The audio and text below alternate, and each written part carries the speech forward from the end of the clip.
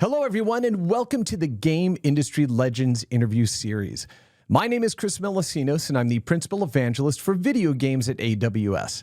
And today I'm sitting down with Shawn Layden, the former chairman of PlayStation Worldwide Studios for Sony Interactive Entertainment, where he was responsible for driving first-party content to differentiate the PlayStation platform.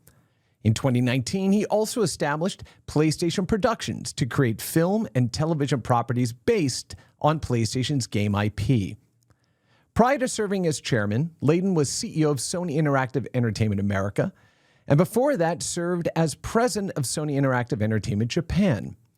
His 32-year career with Sony began with corporate roles in Tokyo, including 5 years as personal assistant to Akio Morita, co-founder of Sony Corporation.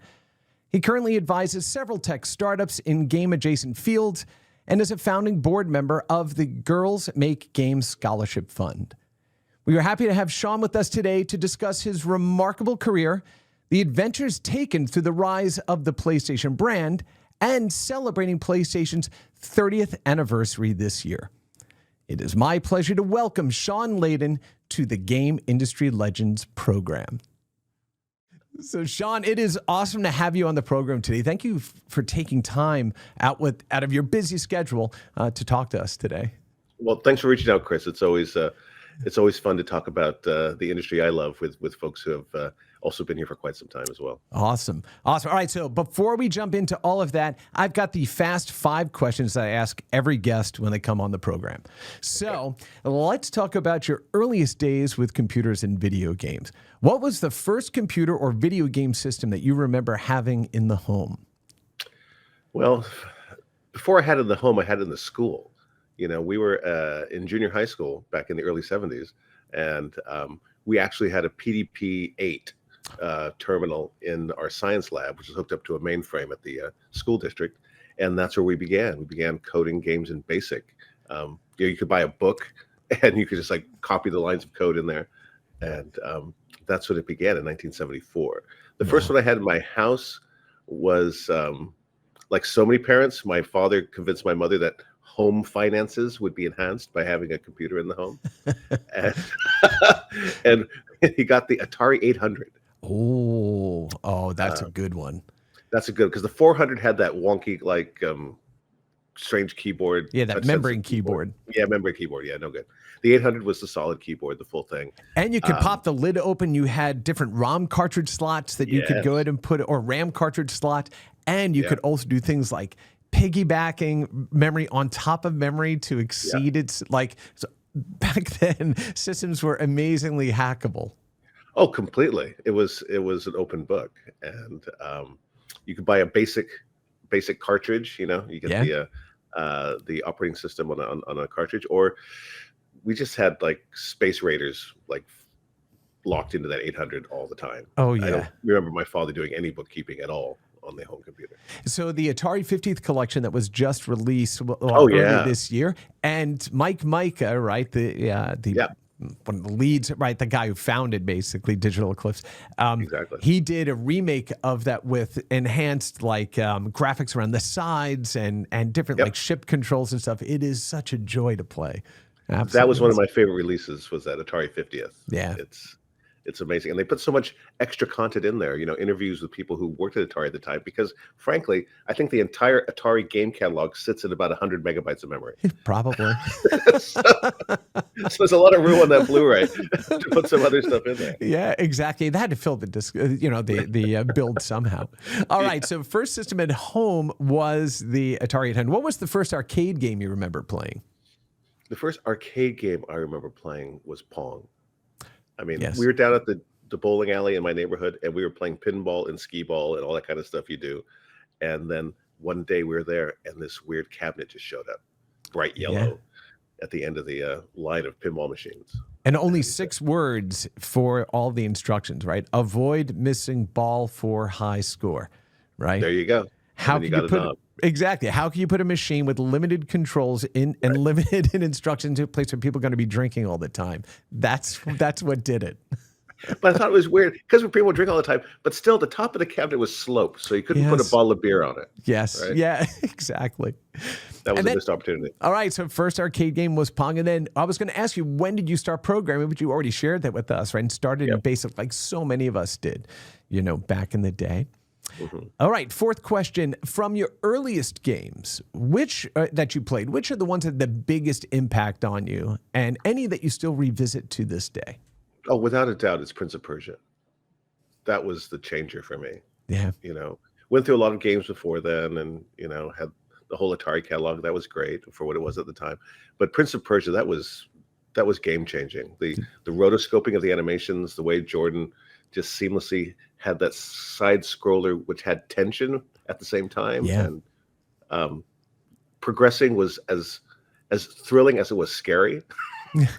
Right. Going to the next level, I could get my head cut off. I don't know what's going to happen here. I remember that Prince of Persia was huge for me. Yeah, I also remember too after you got through the beautiful cutscene and everything, and you first entered that dungeon, you heard "Badala-dung" and that click, click, click, click, click, like it's cemented right in my head. Yeah. And I guess I was going to ask, the fifth one is the most influential programmer, designer, industry figure. So Jordan Mechner, is up there. Any others that you can think of that were just really influential to you? Well, I guess, I began my career in Japan. Mm-hmm. So working a lot of the Japan designers, in-house, it was people like Kazunori Yamauchi and his dedication to Gran Turismo. Yeah. He's an incredible visionary and sometimes entirely infuriating to work with. But, talent is like that at times. Absolutely. Absolutely. All right. Those are the 5 fast questions. Thanks so much for indulging me. Sure. All right. So let's go ahead and talk about the start of your career. So you joined Sony back in 1987. How did you? So how did you find yourself like in Japan and applying and getting into Sony? I'll try to make this explanation as short as possible. But in my junior year of college, I went to the University of Notre Dame in beautiful South Bend, Indiana. And when I arrived there, I realized I couldn't take 4 winters in South Bend. It was going to kill me. So I desperately searched for an overseas study program. Where can I spend a year abroad? Having failed my French exam, I looked for another program which would let you take courses in English overseas. And there were 2 options. One was Taipei, Taiwan, and one was Tokyo, Japan. And so in my junior year, I went to Japan to study. And that really put the bug in me. And that's 1980. It was just when Japan was like beginning the cycle of its huge economic bubble, which would burst 10 years later. Right. But it seemed like the place to be. Everything was happening. We used to talk about Japanese industry and Japanese management and how they're going to take over the world. So I did my junior year there. And then I went back after graduating college, spent a couple of years in Japan working for the Japanese government. And next thing you know, 1987, Sony was looking for hiring a number of Americans to bring to headquarters in Japan. I was hired in 1987 by Sony. We didn't have the term at the time, but we would call it now a diversity hire. Got it. Sony brought in about 50 non-Japanese, mostly Americans, into the headquarters operations in Tokyo to internationalize the business. Right. So I joined a communications department with 75 Japanese and me. Well, I want to point out in your story that you said you failed French, but then you are now proficient in Japanese, which is a much more difficult language, right, to acclimate yourself to. So immersion is really good way, right, to do this. It's everything. It's everything. Yeah. High school French isn't the way to learn French, but living in Japan is definitely the way to learn Japanese. Right. Okay. So now you're working for the company, and you worked for Mr. Akio Morita, right, the co-founder of Sony, which I found fascinating. If you go back and look at the history of Sony and how they grew coming out of World War II, repairing transistor radios and things like that, right, to go ahead and repurpose back into society and build on those electronics, right, for to be Japanese fair, industry, right, or Japanese citizenry. They didn't refurbish the transistor radio. They pretty much invented it. Well, right. Refurbished radios and brought, transistor radios then to the masses. So you're working for one of the founders that, set forth a lot of the technology, innovation, and race that we still have to this day. So what did that day-to-day look like for you working for him? Well, I began working at Sony in the communications department, writing press releases, dealing with the foreign press, because this is before the internet, right? People don't remember there was a time before the internet. Yeah. It was, which meant like the Washington Post and the New York Times had sizable bureaus in Tokyo covering the news. And so my job was to take care of these people. And after about 3 years of doing that, Morita-san needed a new speechwriter. His speechwriter had just retired. And for whatever reason, his chief of staff came down to the communications department and plucked me out and said, the chairman needs a new speechwriter, ghostwriter, and personal assistant. And I was, 28 years old, I guess, at the time. And I said, yeah, sure, of course. I've never done it before, but, how hard could it be? So let's, I know how to write, so let's see if that works. How hard could it be crafting public messages for one of the co-founders of one of the most storied and, influential? People do it all the time, man. So it's not me, somebody else will do it. So. That's right. Oh, I love that. Exactly. Of course you could do it, right? Someone's doing it. Yeah. All right. So that was it for 5 years, and traveled the world with him, wrote his speeches, wrote articles for the Atlantic Monthly and for the Harvard Business Review, and picked up Henry Kissinger at the airport, stuff like that. Okay, we're going to need a 5-hour session to unpack all of those stories. But let's go and take it back to when you started kind of interfacing then with what would become, right, the core of the PlayStation Group. So back in '84, Ken Kutaragi, right, had been working on a variety of systems and technologies, right, from segmented LCD displays to visualization systems. And as the story goes, as we know, he's watching his daughter play with the NES, but then he had also experienced a system inside of Sony that could change the geometry of obviously a very low poly face, right, in real time, and realize that it's going to be about a decade before consumer systems could achieve like that same performance in visualization, but knew that it was going to be feasible. Like, did you know Ken back then? No, he was part of the engineering teams, the hardware side of things. When that was all occurring, I was still in corporate working for Morita-san. I do remember them coming in with a very, very early prototype of PlayStation and showing that to the chairman and getting his feedback, because that was always important to do in the company. And then latterly, I remember we got the first production model off the line a few months before it launched. And playing Ridge Racer in the chairman's boardroom was just mind-blowing for me. I couldn't believe they did it. Sure.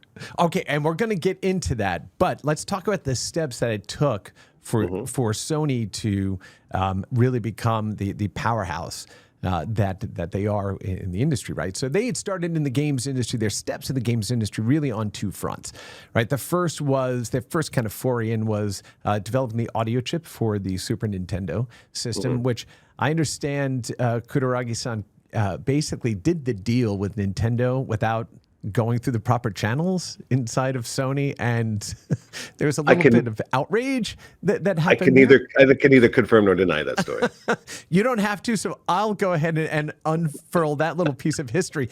And I understand that, as it goes, right, the then CEO, Norio, intervened and saved his job. And the SNES has one of the most distinct, audio kind of palettes, right, of the entire games industry or game systems. And then Sony leaned into Sony ImageSoft in 1989. I believe that was done through like the music group, right? In 89 through 95 is when that was Santa Monica. Yeah. And they made a bunch of video games. It did a lot of work with Sega, including Mickey Mania and Hook for the Sega CD. And then, of course, they did that Last Action Hero game, and they did that Hook game. And hey, look, not everyone is a hit. Not every idea, right, that comes at the gate is extraordinary, but we remember them for what they are. We remember what they tried to do, not necessarily what they were, right? Yes. And then, of course, the famous Nintendo PlayStation. So this was announced at CES in 1991. And the Nintendo PlayStation was announced, right, by Ken at CES. And the very next day, Nintendo announced that they were going with Philips in their CDI tech, which is also how they got the license for the beautifully horrific Zelda and Mario licenses on the CDI. But it was, right? But it was, and yeah, excuse me, princess, right? And so this was really the start. This was kind of the fuel that that gave rise to Sony entering directly Correct. the hardware space. What was the temperature in the company like at that time? I was still with Mortison at the time, so I wasn't with the PlayStation Group directly. But on the 8th floor of the headquarters, you do hear things, and there was there was disappointment in the Nintendo decision, and there we were left with an optical disc reader in our hands, and Kujaragi-san was, understandably peeved by the state of affairs, and he appealed directly to Oga-san and said, "Look, we just need to build an OS, we just need to build some content, and we have a game machine."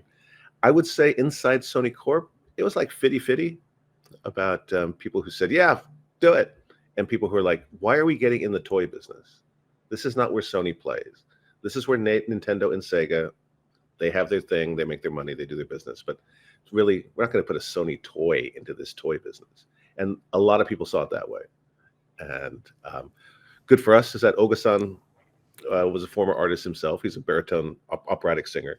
Right. And he was also chairman of Sony Music at the time.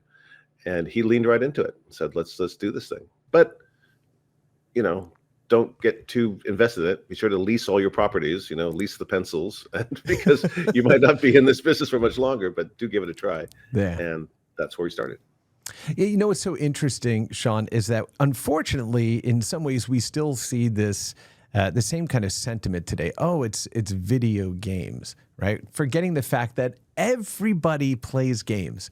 Everybody. And it is an activity that is recorded in every era of our recorded history as species that formed societies, right? From Euchre and those ancient games that we still play today, right? Video games are a natural evolution of what it means to be human, but we get to do it in a way that brings together all forms of art into this collective interactive space that no other form of art can match. Right. So the problem is sometimes when we hear games, we trivialize this when in fact, right, it became not only a continuation of what we've always done, but also became a gateway to technology adoption more broadly in society. It's just an extension of play. Yeah. And humans play. Yeah. And I think only thing that has the same longevity as gaming is probably music when you hit two rocks together. That's exactly right. Yeah. And we've been hitting rocks, and we've been playing with rocks since That's then. right. And it's just gotten more sophisticated over time. That's right. All right. So tell us, how did you then get involved in the PlayStation Group, or what would become the PlayStation Group? Tell us a bit about your journey there. How did you move from doing communications and writing speeches for the co-founder of the company to now working with the PlayStation team? Well, sadly, in 1993, Morita-san had a debilitating stroke, and he had to step down from his position as CEO, and he never returned. He went into retirement at the time. And so I was kind of, freelancing inside the company, trying to find out what I'm going to do next. It's hard to move on from the chairman's office. There's no natural step from that place. But there's a fellow named Terry Tokunaka, who was the first president of Sony Computer Entertainment, which would launch the PlayStation brand. And Terry and I worked together about 5 years before that on the acquisition team that bought Columbia Pictures.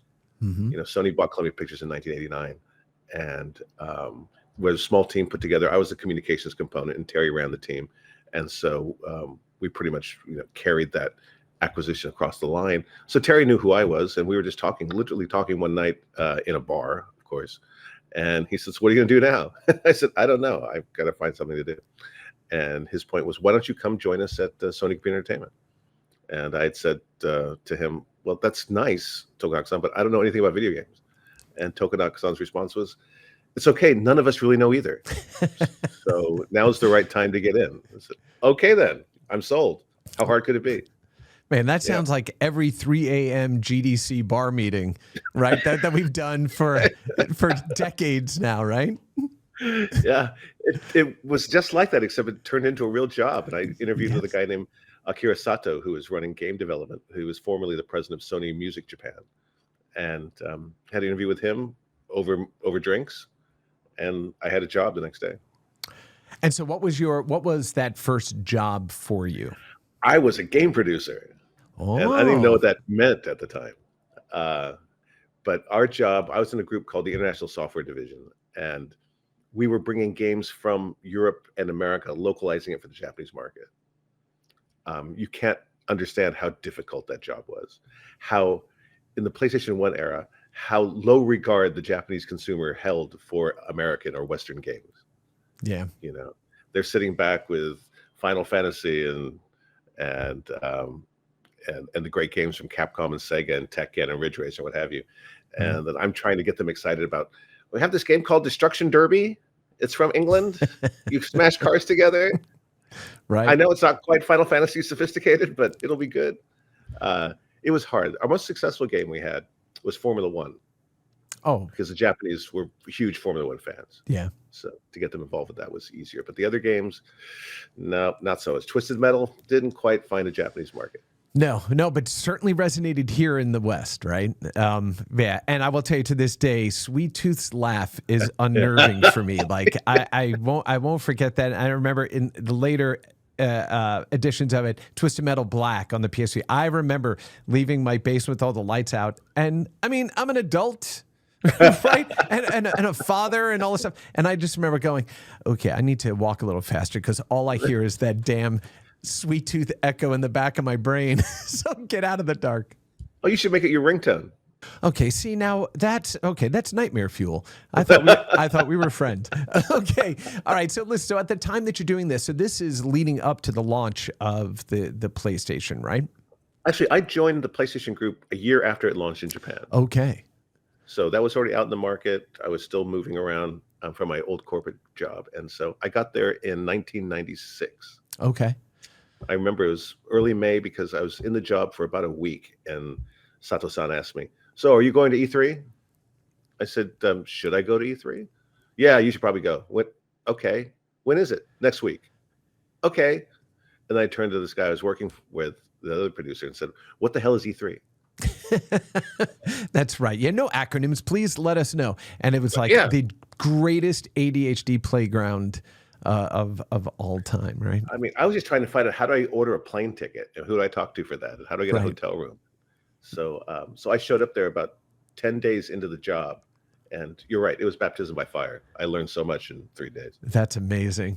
All right, so then you joined after, right, the announcement, like the price heard round the world, the $299 announcement from Steve Race, right, which basically cratered Sega's ability to really compete in hardware going forward. They had one more amazing system, right, left to pull, which was the Dreamcast. And we can all agree it was one of the greatest systems released, and it innovated in so many things, but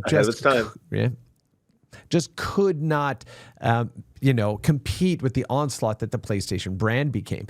And after the launch and seeing the Black Ice demo of, the T-Rex rolling around and everything else, the two properties that really helped cement them, at least in the eyes of the West, were Crash Bandicoot as a character and the Final Fantasy VII launch. So can you talk a little bit about what it was like then, kind of as PlayStation was establishing the brand that they became known for? I should also mention, the brands before were the Mr. Polygon Head and Sonya, right, from what was the name of the fighting game? You know what I'm talking about. Was that from Toshinden? No, it was... oh my goodness, we'll remember the name and we'll throw it back in after, or I'll go ahead and put it up here before we publish. But yeah, so now you've got Crash Bandicoot as the unofficial mascot, and Final Fantasy VII really helped cement that. What was it like, in bringing those properties forward and having them be synonymous with the PlayStation brand that you were all working so diligently on? Well, the FF7 get was pretty huge, and I attribute a lot of that to the fact that when they created Sony Computer Entertainment, the entity, they created it as a joint venture between Sony Electronics and Sony Music Japan. And I thought that was very prescient of Ken and the teams to realize that we have all this technology, we can build all this hardware, but we don't know anything about entertainment. And so instead of trying to make it up as they went along, they partnered with Sony Music. Half of the team that built Sony Computer Entertainment came from Sony Music, like the marketing department, the advertising department, sales, publisher relations, most importantly. These are like A&R guys out of the music business. And those are the guys who would take out and schmooze the Square people, Squaresoft, every night. Let's go eating, let's go drinking, let's talk some more about how we're gonna get you on this new PlayStation. And I'm sorry, do you need another drink? Oh, come on, let's go out again. and that's how just like you're signing bands, right? That's what these guys do. They would go around to clubs and find bands. Now they're going around to developers and finding iconic properties like FF7, right, and convince them to bring it across the line off of Nintendo onto PlayStation. And that was an activity I was involved in because I was on first party. But when that right. came through the news, when we found out about it, it was like, oh, that is the ultimate seal of approval. Yeah. You are in the game now if you have Final Fantasy on your machine. Well, it had to be a big boon then for you all in first party, right? Because now it's establishing kind of this bedrock of legitimacy for the brand, right? First system out the door, one of the best CD audio players actually in market, the very first versions of this, and people forget that. And that really leaned into Sony's heritage, right? As the platinum brand, right, for electronics. In fact, one of the things that we know was in the beginning, Sony didn't want the PlayStation brand to taint the four-letter word, right? So it was, if you look at the earliest advertising, like the Sony logo is only in like the copyright line. They were trying to distance themselves just in case this thing, didn't go. Yep. And now it's gone on to become the highest revenue delivering and the highest profitable division within Sony Corp. Yeah, absolutely. So tell us a bit about your first party leadership then inside of the company. So you had done several acquisitions, including Psygnosis, right? Where friends Dominic Mallinson, who went over to run PlayStation Labs and had a chance to work with him for so many years. The original producer of Wipeout. Yes. Dominic Mallinson. And he is just one of the absolute kindest, most brilliant people that I've met in the whole industry. So what was it like then getting the, so I'm assuming then that the acquisition of those studios fell under your purview?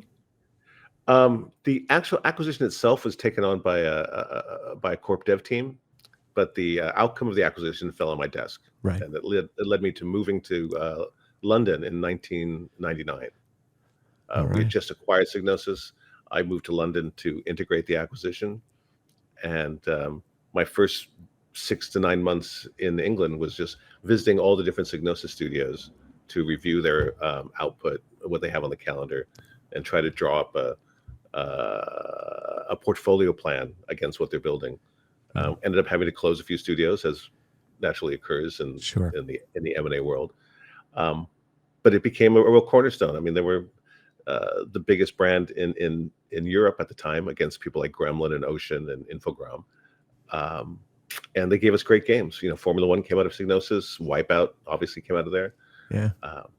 It was a beloved brand, and it really helped PlayStation kickstart its ability to be resonant in Europe. Sure. And I like the wackier, things from the Psygnosis catalog, things like Microcosm, right? And those where they're mixing, pre-rendered backgrounds with sprites on the front end. Yes, Wipeout, amazing. But I have a soft spot in my heart for the games that sat on the threshold between new technology and old, right? Yeah, they had a lot of those. There were some breathtaking advancements, and many of them we just couldn't get over the line. Yeah. So tell me, what was, before we move on to the next generation, what was kind of your most either profound or proud moment during the PlayStation 1 era for you and the teams that you managed? Oh, there were so many, and I can't. It's an inexhaustive list, but one moment, it just comes to me right now. We talk about PlayStation 1, and we're talking about the different kinds of games, and you're pulling some obscure Psygnosis thing out of your pocket. I remember going into the office of Chris Deering, who was the president of SCE Europe at the time, and I was VP of international software. I wanted to show him a game that the marketing department said, we're not going to license this game. We're not going to publish this in Europe. No one's going to want this game. It's terrible. And that was the time when we allowed marketing to involve themselves in the green light process, something that we changed over time. But I decided, okay, I've been turned down by the marketing team. I'm supposed to call Japan and say, we're not going to do this game. But instead, I just took it straight to the president's office, put it in his place. I said, Chris, you got to watch this. And I showed him the game. And he said, this is amazing. said, yeah, but I don't think marketing wants to do it. We should do this. And I stuck my head out the door into the head of marketing and go, Chris likes it. And yeah, I got stabbed in the back later for different things for going around the process, but that's why we brought Vib Ribbon to Europe. Oh, Vib Ribbon was amazing. I also have to say, brother, there are so many stories where those of us that were working there for, in those eras had to go around the machinery just to get stuff done. All right. And that was how I actually got Sun to focus on Java for game development for 2 years. People kept telling me no. And finally, I just went to the CEO and went, I don't know who's advising you, but they're wrong. And here's the data for the reason why. Oh, sure, we should go ahead and do it. Then you spend the next year and a half mending fences, go, no, we're all going to benefit for this. We're all coming along for the ride, right? That doesn't take away any of your toys. We're all going to do well with it, right? And then Minecraft, right, was built on top of that stack, right?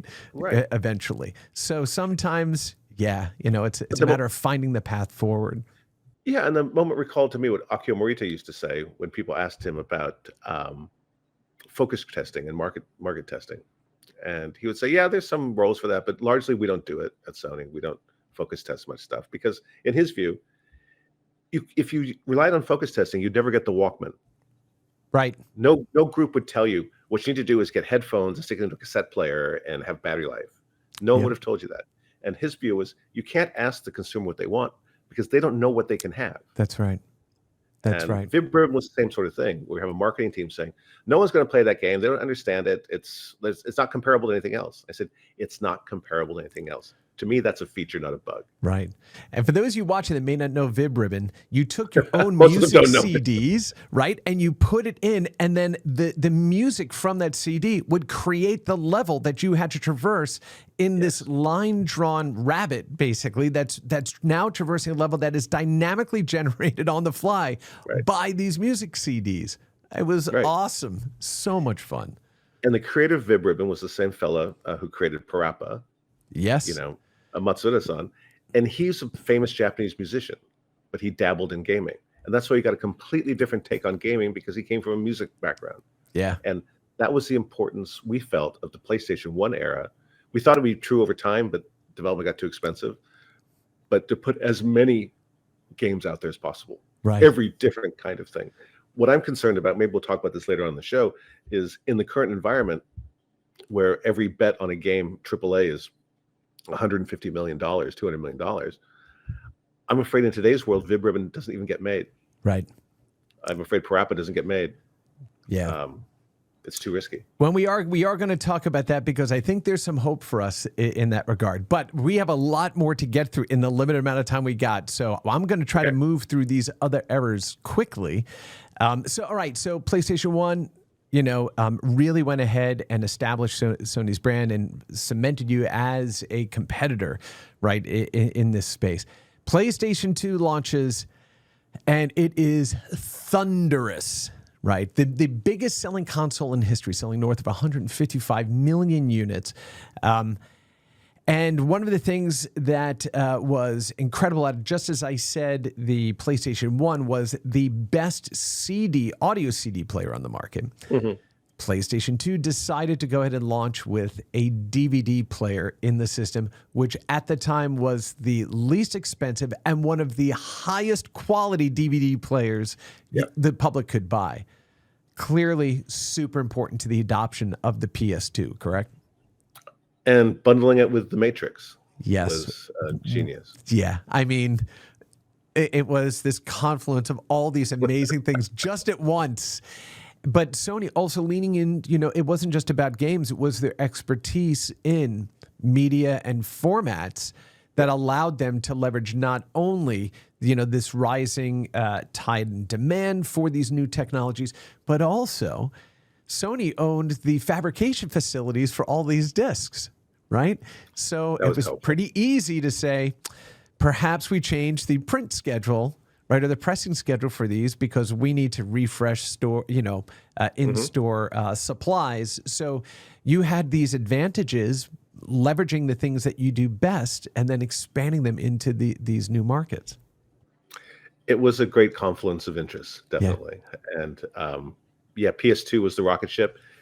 We remember it as such. I do remember the early days of PS2 when I had to launch the platform based on a fireworks simulator called Fantavision. I remember that and going, This is the okay. future, people. Trust me. Well, that's what everyone's playing while everyone's working on the emotion engine to figure out how to go ahead and actually program for that. I'm sorry, V0, V1. How does that work? I don't understand anymore. But of course, back then, PS1, PS2, PS3, there was like an unwritten rule that if you're going to launch a new platform, you have to do it with Ridge Racer and Tekken. And for 3 generations, we couldn't launch PlayStation without Ridge Racer and Tekken. Yeah. And that'll get you a long way down the road, a lot further than the fireworks simulator did. Well, it does, but I will tell you, the game that stuck out most in my mind was a game by EA Sports, Big, and it was SSX Tricky. And SSX Tricky, the music, the characters, the art, the solidity of the environment, it stands as one of the reasons that I think it was so successful early on, because this was leaning into the zeitgeist. This had everything in it. And now, unfortunately, as you and I were talking about our youth, I grew up in Queens, New York in the 70s and 80s. And one of the, and of course, Run DMC, Beastie Boys, Curtis Blow, Africa, I'm an old hip hop head, right? One of my friends going, "Oh, that song I heard on the radio, that's from that game, Tricky." And I'm like, no. Don't get it twisted. That Run DM song was used in SSX Tricky, right? But then you had Kingdom Hearts, Metal Gear Solid 2, GTA San Andreas, Gran Turismo, and these are all massive, massive sellers for the PS2, not to mention the beginning really of online, right? Yes, because we came out lately with SOCOM and some of the online adapters for that. But also, you got to recall, the leap in technology from PS1 to PS2 was stratospheric. Yeah. It was night and day. It was like going from VHS to Blu-ray. All of a sudden, I can't see all the pixels now. And that leap was never duplicated again. I think if you chart out, performance curve against all platforms, that PS1 to PS2 thing is enormous. Yeah. And that kind of set expectations that from PS3 to PS4 should be the same thing, and et cetera, et cetera. And it's hard to do now, but at the time, oh my God, that first Gran Turismo PS2 demo. Yeah. Amazing. What was extraordinary. Now, you and I were talking before we started the program here. So the PS2 work that you're all doing is actually one of the things that I took advantage of and leaned into while at Sun Microsystems, because we were porting Java to the PlayStation 2 as a development environment for it. And I've got some video of Okamoto-san and Ed Zander, the president of Sun Microsystems, on stage at Java 1, announcing the launch of Java on PlayStation 2. I got to tell you, brother, I really tried hard to make that work on non-dev kits. Like, we just couldn't quite get the ball over the line there in the time. Certainly part of the PlayStation 3 going forward. But, the work that you were doing at Sony is what I used to go ahead and invite the company, again, Sun, to change the focus that they work on and look at Java and performance for game development. So thank you for getting on stage and doing that, because that really helped me go ahead and push forward on making Java actually viable for game development. So it's so interesting, Chris, you tell those kind of stories, and we do look back on and realize we had to pull the electronics industry kicking and screaming into the gaming field. They had so many reasons they didn't want to do it. Yep. Yeah, I know. Now it's and all of them were industry. All of them were biased, right? By what they knew. I always say, companies had to be careful to not become a victim of the momentum of their heritage, right? When those changes happen, we have to pivot. And I always remember back in the early smartphone days, like, people are not buying a color phone because the corporate directory looks better. Right. They're spending $600 on a color feature phone because it has pictures of their kids and it has games on it.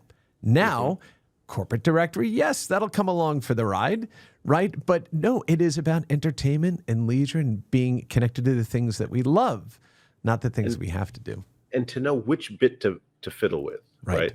Because in that period of phones, I remember there were phones coming out, we're trying to redefine what the keypad should look like. and we'll Oh, make it a yes. circle of numbers, or we'll put the numbers on the side of the phone. And there's just certain things which are no, the 10 key goes right here, and it looks like this.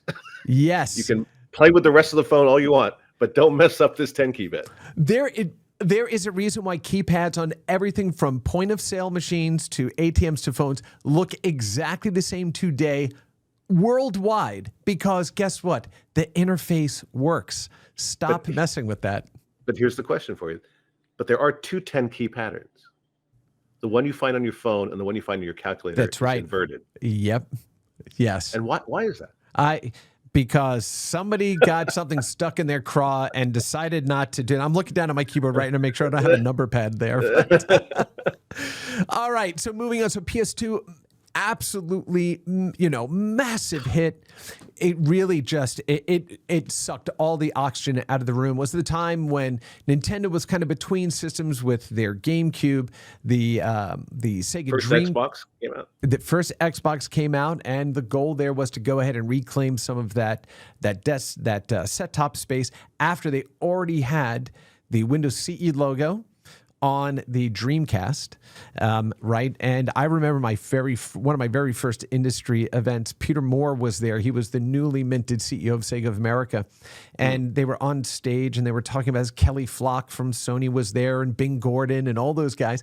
And I said, look, Microsoft is rumored to be launching this new thing called Xbox in about a month, and you all have a Windows CE logo on the front of your machine. So how do you deal with that? And Peter was like, if they release what we think they're going to release, they officially become the Antichrist and the gloves come off. Now, Peter famously, right, he went on to go over to Microsoft and do an amazing job. And I love Peter. He, again, one of the kindest, smartest, leaders we've ever had in the industry. But you guys sealed that fate for Sega at the time.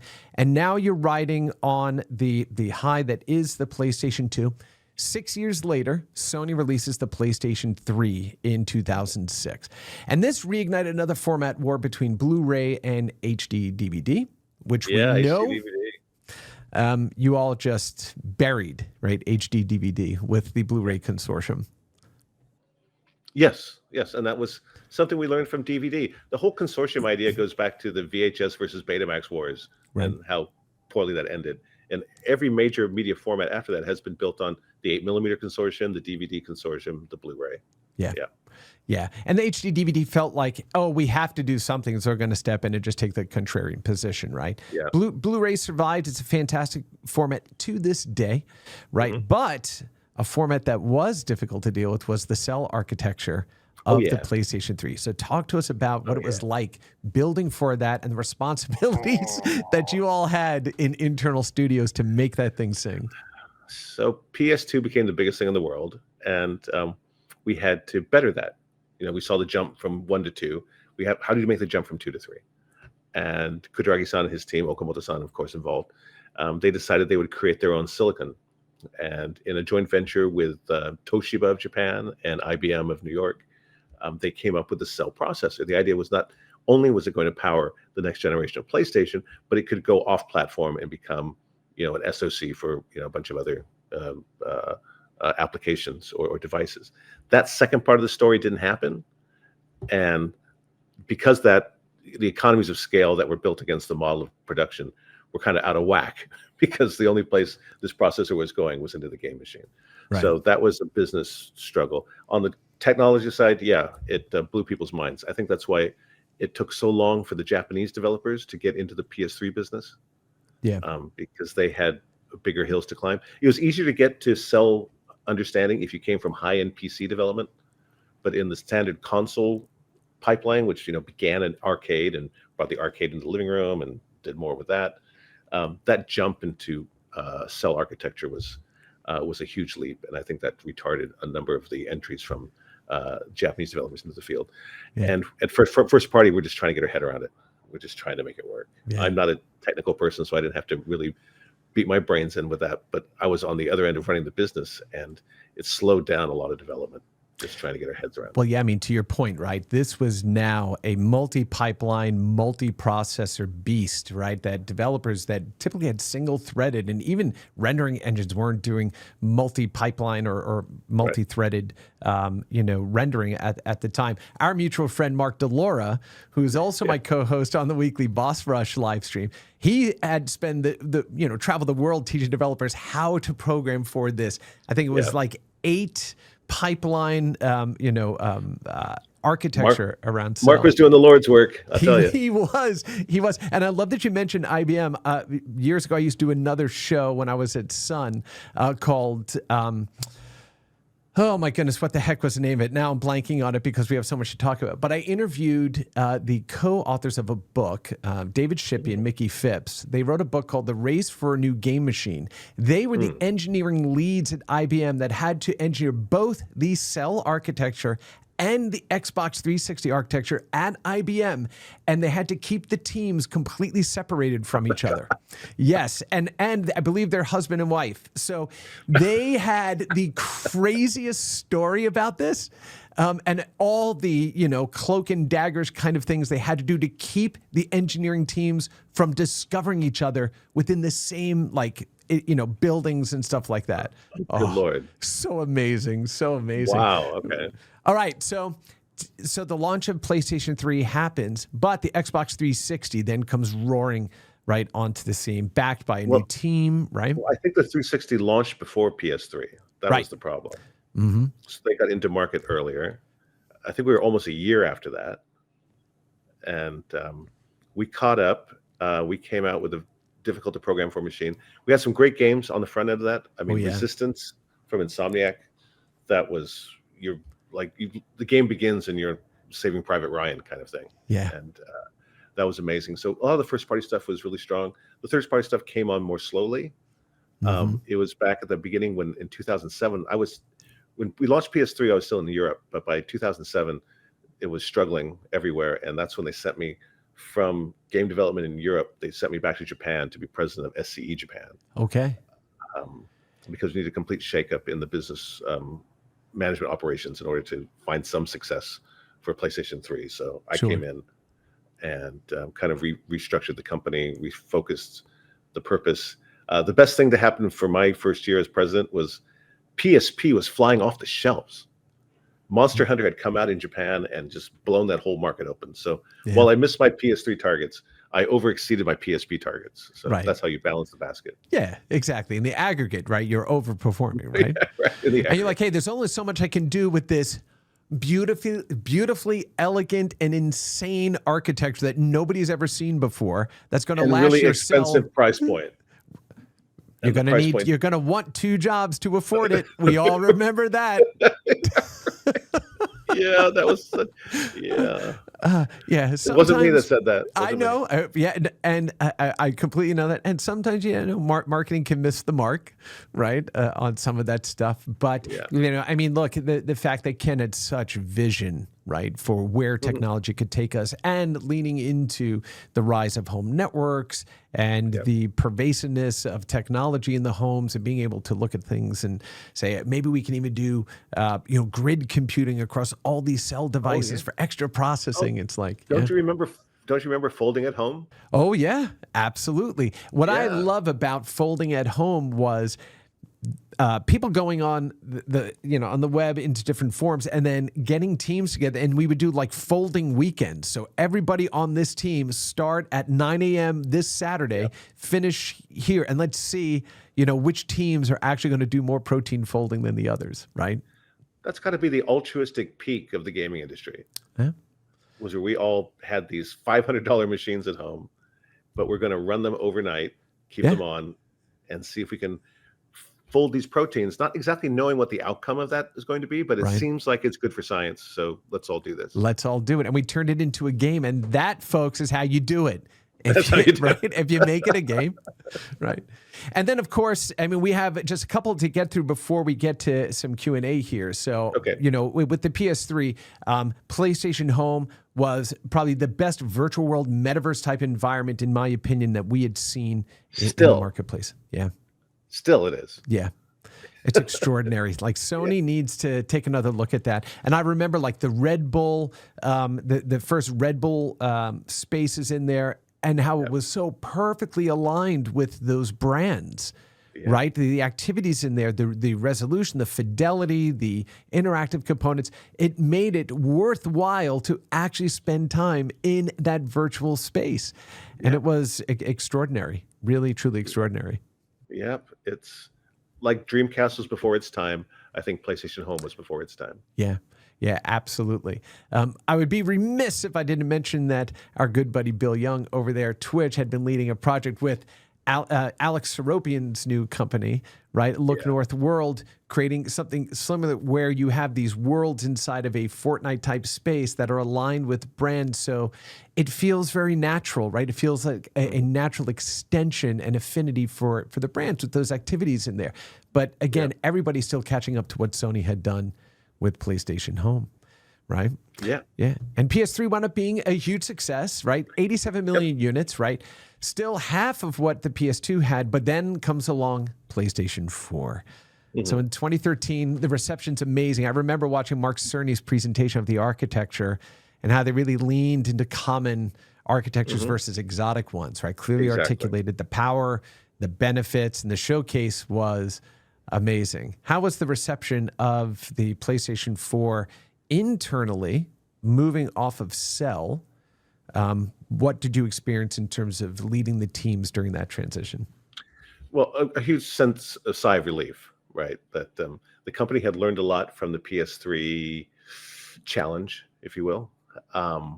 We had dug a huge hole in the ground of profitability when we launched that thing, and it took us, 5 years to drag ourselves out of that and get to the right place for PS4. And because of the PS3 experience, remember it used to run Linux. You could run a Linux kernel on the early version of PS3, and that was taken out. Other things were taken out. The original PS3 actually had a PS2 chipset built in it to help you play the games. But we took all that out, and for PS4, we made a conscious decision that we have to make a platform and an architecture that's built for the development community, not just something that our hardware engineers can pull off, but some of the development community will get their arms around. And having more commodity hardware inside there allowed that kind of commonality of development resource for large developers. And also we decided this is a game machine, people. Let's not really lean too far into that supercomputer in the home thing. People come to PlayStation to play games. Just keep that central in your mind. That's what we're here for. And I think we got that right with PS4. The price point was right, coming out at $399. Again, that's the manufacturing prowess of Sony Corp, because they can do that kind of stuff. They've been building machines for 100 years. And we had a lineup of software built against that because the architecture is more accessible. Cerny did a lot of good evangelizing around that, and also hearing from developers what they need, what they want, where should we put our attention into. He did the same thing for PS5. So I think that's been a good turn of events, and PS4 has gone on to be a very, very successful platform. Yeah, I mean, the number of bangers on that machine too, right? GTA 5, Killzone, Uncharted 4, Metal Gear Solid 5, God of War, Last of Us Part 2. I mean, and a remake of one of my favorite games from the PS3 era, which was Shadow of the Colossus, which was, art. Like that game, that game, the more you played it, the worse you felt, because of these beautiful creatures, right, that had done nothing to you, No. Just absolutely amazing. And I remember, this machine was just incredibly powerful, 1.8 teraflops in performance, right, in that box. I remember talking to this incredible chip designer, Mark Tremblay, just a few years prior to that, saying, when we ever get 1.2 teraflops in a box, right, 1.8 in this thing. The PlayStation 4 DualShock brought all new functionality, right, to the community. But I think one of the funniest, and Sony really feeling right that their position being correct here was the famous PS4 game sharing video with Shuey and Adam Boyes, right? Do you want to talk about that for a second? Do you remember that? I was in the audience for that. I was still Okay. with still with a company called Sony Network Entertainment Right. at the time. We were building the whole online infrastructure. So I was in the audience when that happened, and I'd heard later that it was like spur of the moment after the Microsoft announcement. Yeah. They said, "How do we answer this question about sharing?" And it just came out of either Adam or Shui's mind that, well, I would just do it like this. That's Yeah. perfect. Yeah. Solid Exactly. gold.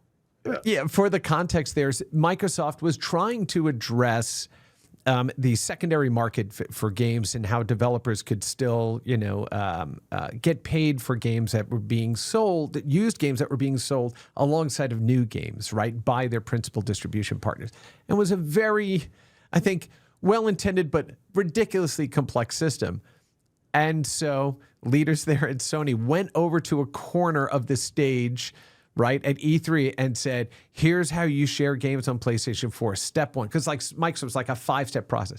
Step one was Shuey handing a game to Adam and Adam going, thanks. And then it just threw the PlayStation logo up there. And that was it. And it was thunderous, right? That applause. But good on Sony, right, for leaning in and being a bit confrontational, right? Being a little bit outside of their comfort zone, right, with that type of ad. Well, the old timers in the company remember back when the iPod came out and digital music was a thing, and Sony was behind the curve on that, even though we invented the Walkman. So he came out with the network Walkman, but it had its own proprietary software application, music application, and you had to like check in a song, and if you want to move that song to a different device, you had to check it out. So it left this device and went to the next device, and you couldn't have it in two places at the same time. And that's why Sony got totally poleaxed in the network music business, because clunky software. And so this was kind of the reverse of that. It's like, instead of doing this check in, check out, and how do you mark this, and who has the entitlement, and where's the ownership, just take the disc and give it to your friend and say, play this game. Yeah, absolutely awesome. Absolutely awesome. So yeah, look, with all these new systems in place, with you kind of helping to reshape those the internal studios and the alignment to go ahead and get game development running faster, making sure that you're proving the power of these systems out of the gate, right, which is super important. Straying away from Fantavision fireworks, which lots of particle effects on screen. It was beautiful, right? But and then looking at things, like Mark Cerny implementing like a 2-year feedback cycle, right, with developers to understand, how the next system was to come about. It was really Sony learning from those lessons, right, those earlier lessons of exotic hardware and making sure that you continue to push the bounds of what is possible while also allowing for the most amount of developers to be able to come on board, right, and actually deliver content on those platforms. Right. Absolutely. And for us to understand that the success of the PlayStation platform or brand is really on the shoulders of our third-party partners. First party has never had more than maybe 22% of the software market in PlayStation software. We're not like Nintendo and Sega would famously in their eras have 80 to 85% of the market for software. Right. We were always at a small piece of it because we wanted the third parties to bring the volume, to bring the hits, to find a place to maximize their opportunity. And we concentrated on doing games that other people wouldn't do. I mean, you could argue that a game like The Last of Us, I think a lot of developers would have shied away from that kind of a story or that kind of content, or this game will make you cry. That typically that's not something you want to tell people, but we were able to do that and take those risks and build out more categories of genre. Rather than just trying to steal market share from EA and Activision. So 4 was a great time for us to build that out, to get back to first principles, to stop trying to be a supercomputer in your home, but be the best game machine it can be. Right. And the teams just focused on that. I thought that was smart. And Shawn, I have to say, under your leadership, it was vitally important to continue doing it because you examined the art of the possible and kind of opened up the way developers could think about the type of games that could be created here. So not having to shoot to be the #1 selling game on it, but to show developers that path forward, it was not only incredibly invaluable to the company, but it set the pace for what could be achieved on those platforms. So part of your legacy, right, is opening up kind of that storytelling palette to the rest of the development community under your leadership. Yeah, I think they're going to get there all along on their own anyway. But I think it was important as the first party development teams to lay that flag out there and say, this is where it can go. This is what it can be. And yeah, there's more to this world than first-person shooters. Chip, absolutely. Yes, yes. Amen. All right, so we are up to magic number 5, right? We're still waiting on the PlayStation 9, you know, the one with the ball that opens and you smell the particles in the PlayStation 9's there. So we still got 4 more machines to go, if you remember that old ad.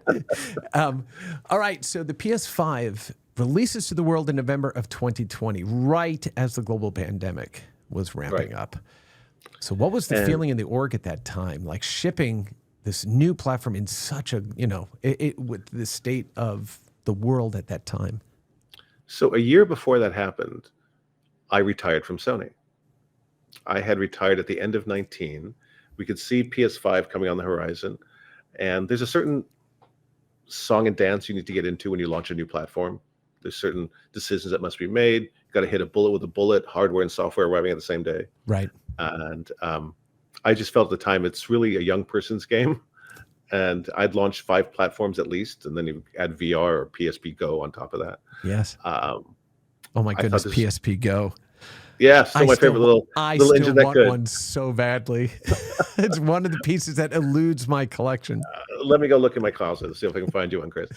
But I just decided that was a good time for me to step down and let somebody else launch the next platform. So I left at the end of 19, and by 3 months later, we were in lockdown.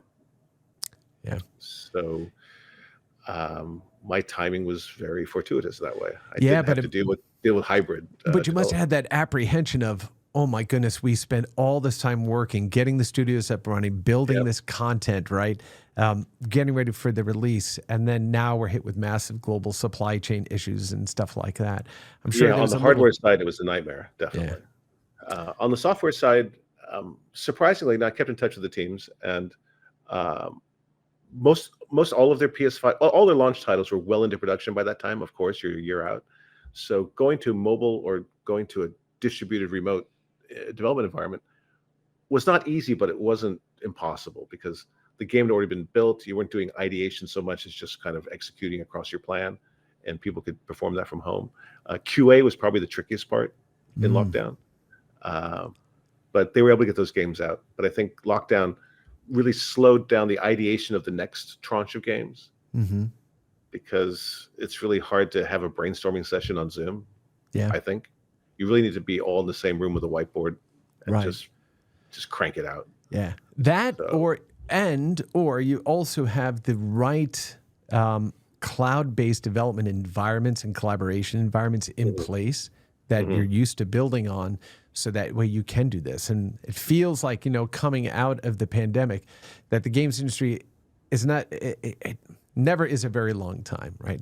I don't see in the foreseeable future them going back to everybody needs in the same space, because now we realize, well, we can pick artists and musicians and storytellers, the best from around the world, and using cloud platforms, using, remote distribution or development environments, we can now get collaboration from groups that we've never really considered before, right? So it is in some ways changing the way we develop games today. Yes, the addressable labor market is global.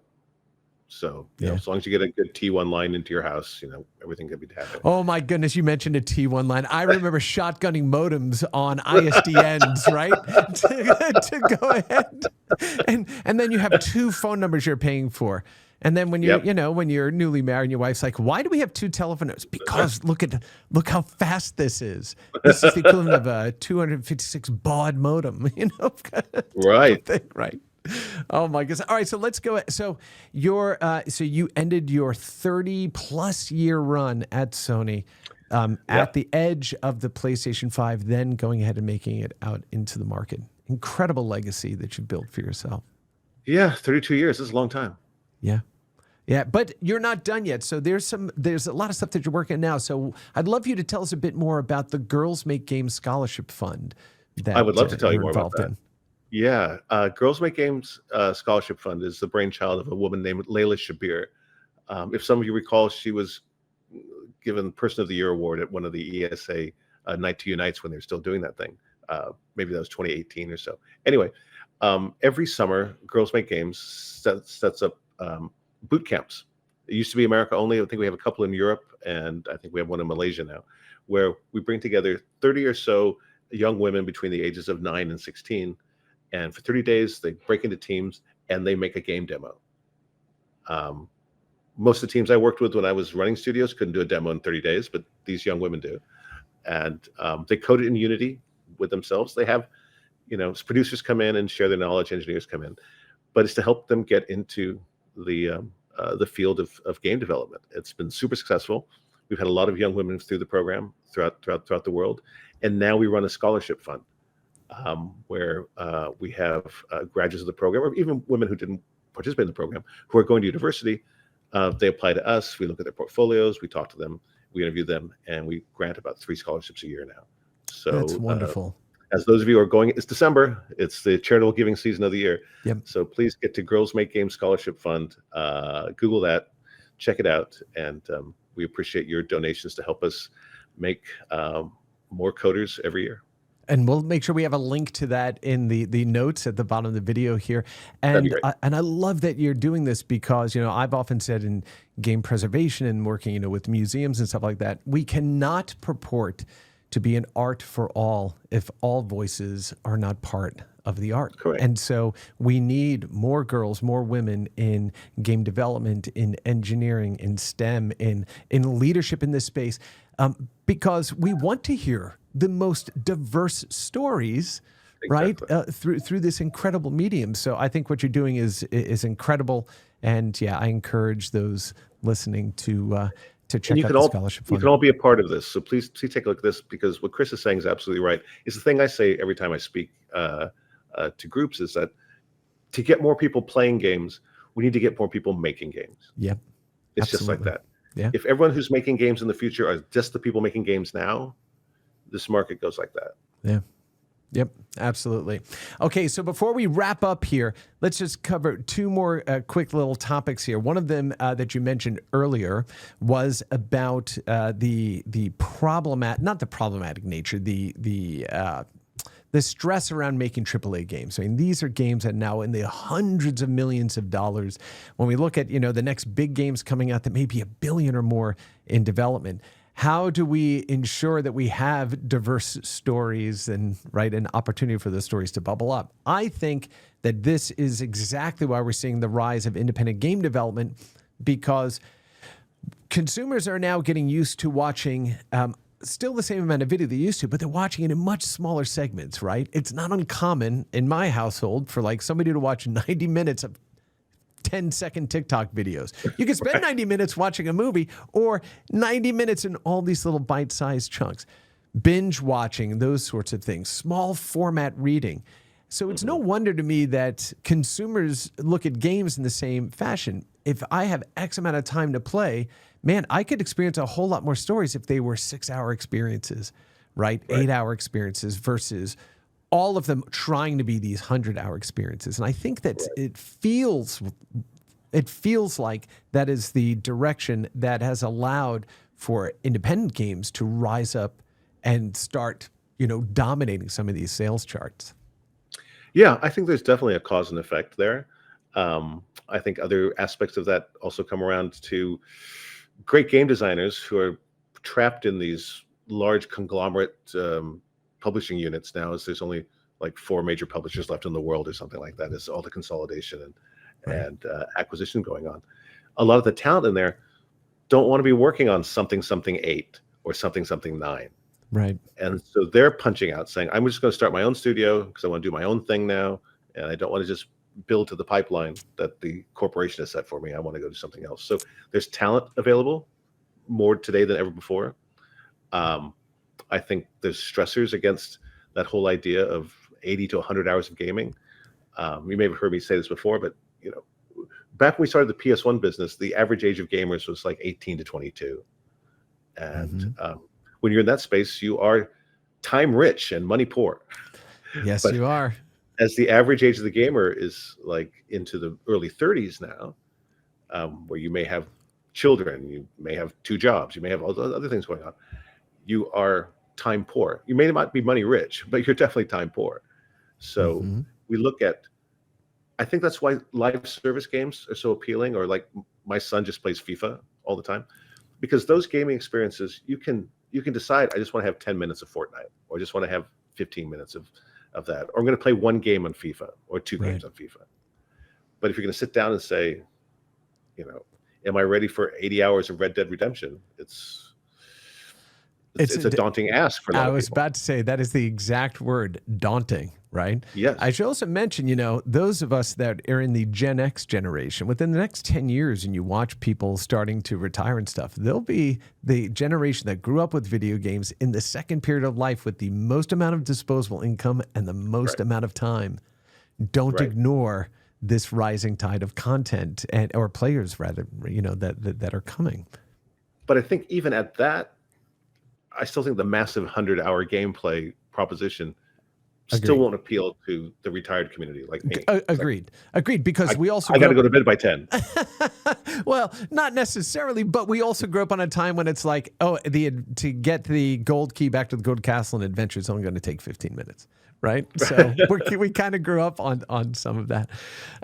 So awesome insights. And the last question I have for you before we go to wrap up is something that we've been discussing a lot as an industry. I see you post about this. I do as well. AI in game development. Would love your opinion on, and we're going to, of course, I'm leaving the biggest question for the smallest amount of time that we have. Succinctly, where do you see AI fitting into the game development process? Number one, AI has been in game development for 40 years, right? Ever since the first NPC asked you if you wanted a sword or a shield, depending on what you were carrying, that was AI at work, right? 100%. None of these sports games work without AI. I mean, back in the day, I think EA called it liquid AI, which was a butt of a very we just called it pathfinding. Flock joke, right? Yeah, that's right. So AI in gaming is not new, people. So sit down. Gen AI is a different tack on it, and the ability to create imagery out of prompts, that's a new thing. But I see AI is to gaming what Excel is to finance, or Gen AI anyway. I think it's it can accelerate some processes. You could do a quickie ideation. Give me a purple cow against a yellow fence. What does that look like? Okay, not ready. But it's not going to create anything because it has no inspiration. I mean, all it does is looks back on whatever big LLM it has to pull from, but it can't intuit the next thing. Right. That's why even if you go onto some of the image generators like DALL-E or Canva, those places, they can't even iterate against an image. You generate an image, say, okay, give me the red dragon with a longer tail. It won't take that red dragon and lengthen the tail. It will give you a new red dragon with a long tail. Right. So even from an art perspective, where it's all about iteration, about change that a little bit, it can't do that. So I think there's a lot of Sturm and Drang about it. I think like crypto and metaverses and NFTs, everyone who's really promoting it always seems to have in their bio Gen AI leader or expert. They were a Web3 leader, then they were a metaverse leader, now they're an AI leader. I know.